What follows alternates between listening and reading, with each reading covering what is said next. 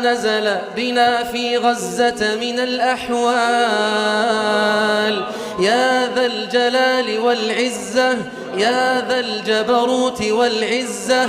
اللهم أعز أهل غزة، اللهم أعز أهل غزة، اللهم فرج عن أهل غزة، اللهم فرح أهل غزة، اللهم انصر أهل غزة، اللهم داو جريحهم، اللهم اشف مريضهم، اللهم اقبل شهيدهم، اللهم ارحم ميتهم، اللهم كفكف جراحاتهم وبرد آلامهم، اللهم واجعل لهم وللمسلمين فرجا قريبا يا الله. اللهم فرج عنا وعن المسلمين في